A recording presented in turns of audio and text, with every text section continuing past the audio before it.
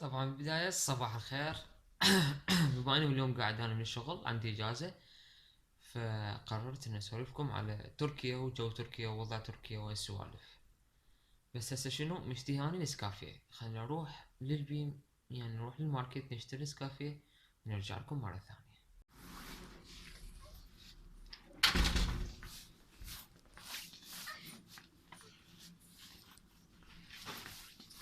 في صح؟ بيرتان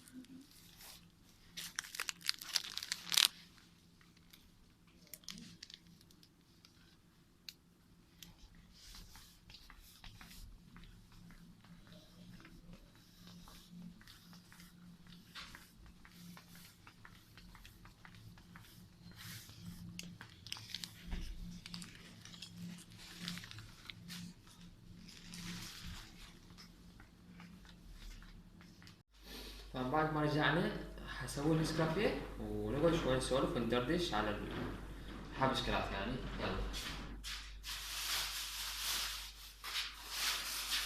عجبنا حليب ونسكافيه.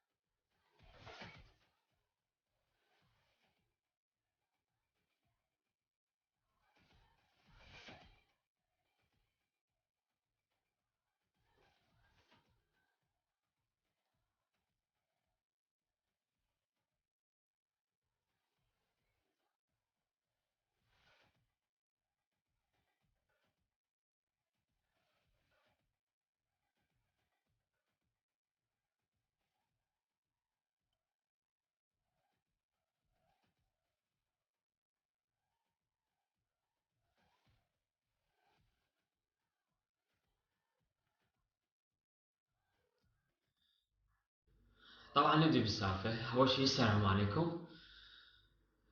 هنسولف اليوم على تركيا، شلون تجي تركيا، ببالك انت شنو، وين حتسكن، شقد الإيجارات، سالفة الكملك، الإقامة، الشغل وإلى آخره.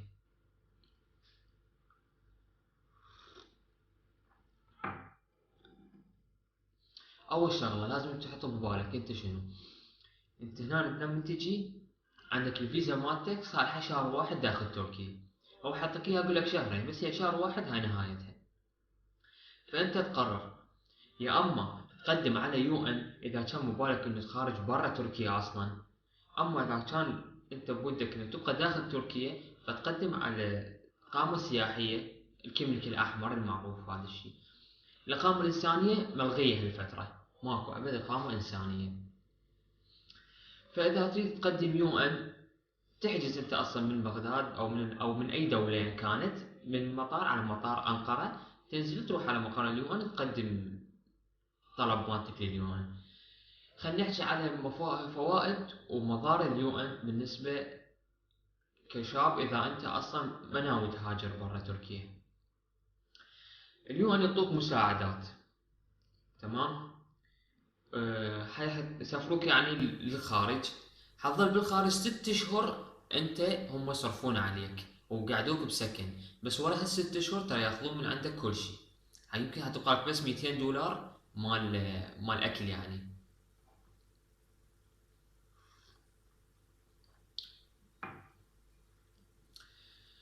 مساوئ اليوان شنية؟ إذا أنت كشاب ما يحق لك تيجي تشتغل هنا، لأن اليوان ممنوع يعني يخلون إنه أحد يشتغل ومقدم على اليوان. إذا تشتغل لازم تشتغل شلون بالختلة بالبوقة بدون ما يدري أحد، بعد حتى صاحب الشغل اللي شغلك ما تقول له أنت يوان. هاي شغلة. الشغلة الثانية، اليوان يعني هم يعطوك محافظة تسكن بيها، مو انت تقرر محافظة. وعندك محافظات مثل اسطنبول، انقرة، سامسون، سكاريا، هاي المعروفة يعني العراقيين اغلبها يروحوا لها. ذني مسدودات حاليا هالفترة مسدودات. هسه احنا يوم 4/1/2017. اسطنبول وانقرة اصلا ماكو يعني انسان، بس سكاريا تنفتح ساعات، يعني تبي يجيك خبر ان انت سكاريا انفتحت، تيجي تروح تلقاها مسدودة ما تلحق. المسافة بين انقرة وسكاريا 5 ساعات.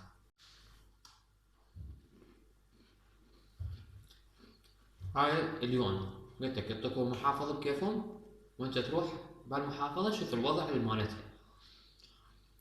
الخيار الثاني هي الإقامة السياحية بالكملك الأحمر. هاي صالحة لمدة سنة كاملة، يعطوك إقامة داخل تركيا، سعرها يعني ما يتجاوز $300 سنة كاملة.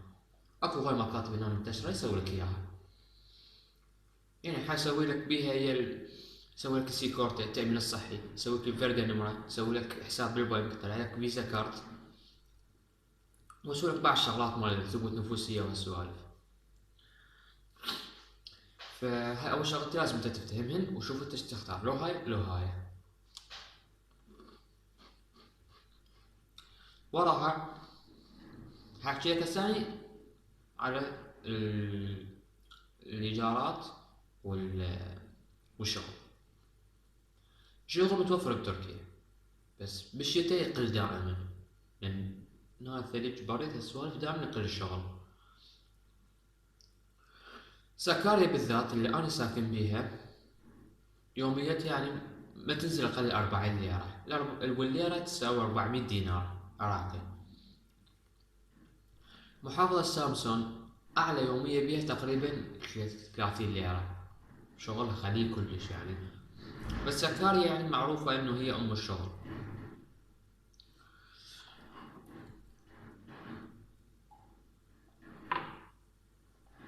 أما الإيجارات بسكاريا أو تقريبا بعموم أنحاء تركيا، تركيا بها اسطنبول عندها كلش غالية إيجاراتها.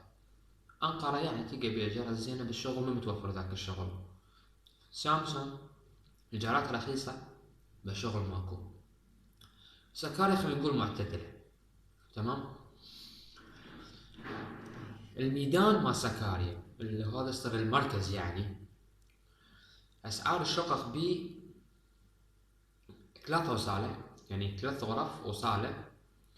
خلينا نقول المعدل يعني مالت الوسط 1000 ليرة، يعني 500,000.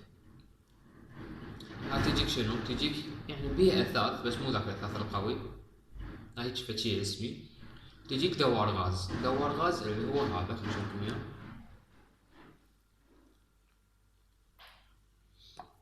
هذا دوار الغاز. تمام. هاي شنو؟ تجيك مدفوعة فواتير اسوار، كلش ما دخلت بالفواتير، كهرباء، مي، انترنت، غاز، كاملة كليتها. اما اذا تريد انت تاخذ شقة بنفسك يعني، شوف الاسعار موجودة، تلقى شقة ب500، تلقى ب600، ب700، 800، 1000، اكثر من 1000. هاي تبقى حسب الشقة وحسب الشخص اللي حتشتري من عنده انت الشقة. فشنو نظامهم؟ انه مثلا تاخذ شقة ببيش، تاخذها قول ب700 ليرة، تدفع 700 دلالية وتدفع 700 تأمينات. هذا النظام الماشي مال أهل الدلالية كليتهم. أما شراء يعني تشتري أنت يعني عقد يصير باسمك، فتقريبا أقل شي هنا 3 شدات، يعني 3 دفاتر، هاي أقل شي. بس يعني شقة مرتبة وهالسوالف. وأكو شغلة اسمها نظام الشبابي هاي بالنسبة للشباب تحكي. يصير يجي شخص يعني يشتري شقة استثمار يقعد بيها شباب، عالشخص الواحد يعني ممكن تبقى حسب نظافة الغرفة 150 ليرة، 200 ليرة، 250 ليرة، ماكو أكثر يعني 150 200 250 ماكو غيرها. تقعد تكتب بشقة أثاث جرباي مدري إيش كتب موجودات، تدفئة مستلزماتك يعني السوالف كلها محاضرة كاملة، تدفع كل راس شهر مثلا قول 200 ليرة، تمام. ميك غاز كهرباء كله ما لك دخل تبيه، تدفع بس 200 ليرة. هذا نظام الشباب. بس شنو يعني حتقعد بين ناس انت ما تعرفهم، هاي شغلة. يجوز يطلعون زينين يجوز يطلعون مو زينين، بوقت انت وحظك بعد. بالنسبة للشغل بالصيف كلش متراكم الشغل، بالشتاء يقل، بس نوعا ما انه سكاريا بيها شغل، بيها شغل، تقدر تشتغل اي شي تريده. عندك شهادة حط على صفح ما تفيدك، عندك صنعة تفيدك الصنعة. حاليا بالشتاء يعني أكثر شغل الموجود شغل المعامل، لأن المعامل ما تعزل، مطرة الدنيا ثلج هواء ما تعزل. مثلا أغلب الشغل الموجود مثلا شغل الإنشائيات اللي هي العمالة، هاي مو مثل عمالتنا والسوالف، بالعكس كل راغبينها. بس العمالة شنو سالفتها؟ إنه بس تبطل الدنيا ثاني يوم ماكو شغل، تقعد يعني نقول تطلع لك 3-4 أيام بالأسبوع. إنما شغل المعامل أسبوع كنت طالع. عاد هنا يوم الأحد عطلة رسمية، شلون الجمعة عندنا؟ الأحد ماكو شغل أبد، لا معامل لا أي أنواع شغل ماكو. حتى المحلات يعني المنطقة تعزل، تلقى عندك منو مفتح بس يعني المحلات اللي لازم تفتح، مثلا الأسواق، المراكز التسوق، المولات، هيجي. إنما محلات مثلا أثاث الكترونيات مدري ايش هاي ما تلقاها مفتحة يوم الأحد، عطلة رسمية. مقد شنو مقد تقول سالفة مصاريفك انت هنا. عندك مثلا تفوت للسوق، الأسعار يعني كمخضر ما مخضر السوالف يعني تتراوح من ليرة إلى 3 ليرات، هاي يمكن أغلى شي بالمخضر. فواكه عندك قول ليرة ليرتين 3 ليرات، يعني أكو توصل 5 مثل الفراولة الأناناس. بس نوعا ما إنه هنا الشغلات رخيصة، بس هنا السالفة للتضوج والتعب اللي هي الإيجار، من سالفة هاي الدلالية وتأمينات وهاي أصلا ماكو عد الإتراك، هاي العراقيين هم سووها.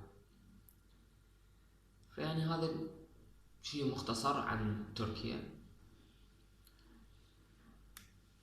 وسالفة الإقامة واليو إن وهاي هماتي نصفتكم عليها.